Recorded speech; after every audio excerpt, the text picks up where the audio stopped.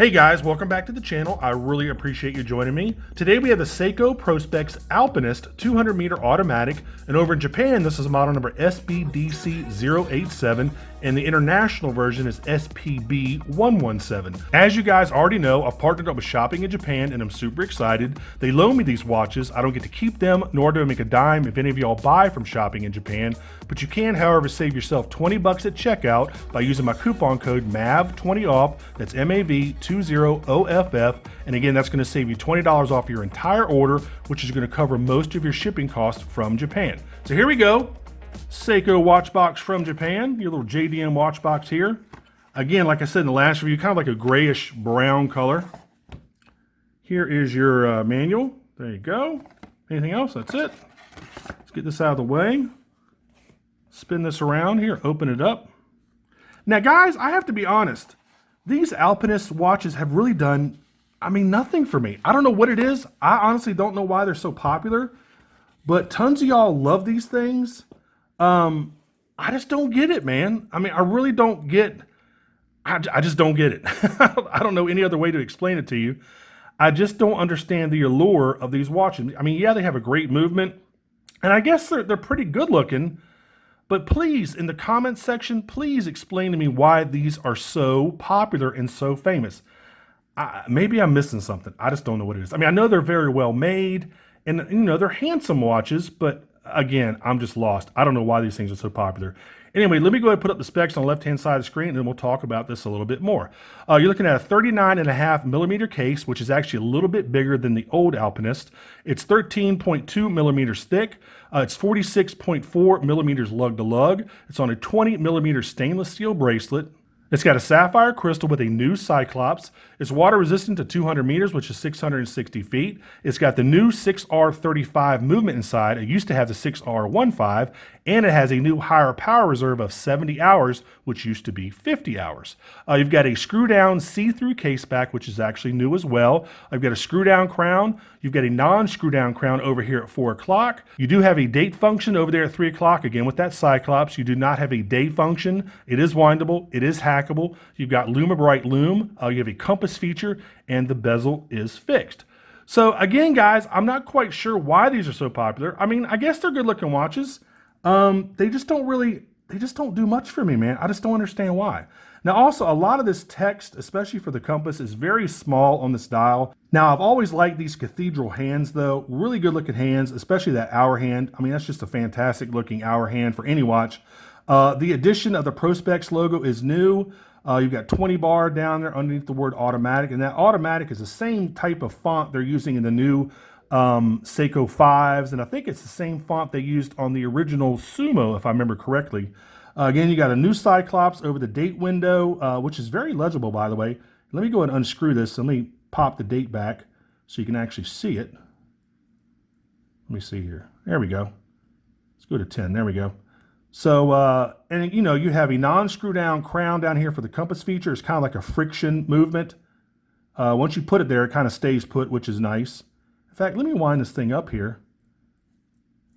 Get a little movement out of it. I do like the 70-hour power reserve a lot. I love a watch that has a long power reserve like that. But again, the watch itself, I just don't. Guys, please, please, please explain this to me, why this watch is so popular. Obviously very well built. Still got the plastic on the buckle here. Got a nice machined scissor clasp. Again, that exhibition case back is new for the Alpinist model. I was never really impressed with the original Alphas. Maybe I'm just, I don't get it. Maybe I'm just the oddball of the bunch here. I just don't get why this watch is so popular. It's just kind of, kind of plain to me, man. I don't know what it is.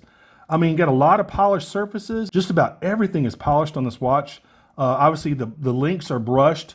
The links are almost fully articulating, which is really nice. I do appreciate that. A little too polished for me personally. Not too bad, but a little too blingy for me personally. I like, a lot more brushed areas or kind of like matte finishes. But it's a good looking watch. The indexes are very chromed out. They are applied, but they're very chromed out. The whole watch is very chromed out. Now there are two other models of this. I think there's like a cream dial, and I think there's a green dial, I believe, as well. In fact, let me take a look here real quick. Yeah, it looks like there are 4 models in total, so 3 more in addition to this all stainless steel. You've kind of got like a, I guess it's like a white version, a dark green version, and then like a champagne dial version. And again, I mean, none of them really do anything for me. I mean, normally I'm pretty psyched about any watch I get from shopping in Japan, especially a higher end Seiko like this. But guys, I just don't know what to tell you, man. I mean, I wish I could get really excited about this thing, but you know, other than the fact it's a very well-built watch, I can feel the quality. Here's the tag for you. It does next to nothing for me, man. So anyway, if you like it, go out there and get one. Again, very well-built watch. I know I've said that a few times, but I keep saying that because I don't know what else to say about the thing other than it's a very well-built watch. And decent looking. Nobody's ever going to use this compass feature, by the way. Nobody ever does. Just like people never use Bluetooth on watches and some other stuff. But they put it there. And, you know, I think the Alpinist folks are going to probably like these a lot. You know, especially with the addition of the better movement. Some are going to hate, you know, or love the Cyclops feature. Some are going to hate or love the addition of the Prospex logo, you know, them adding it to the Prospex line. That's kind of how Seiko restructures stuff. Sometimes they take or add watches to different lines.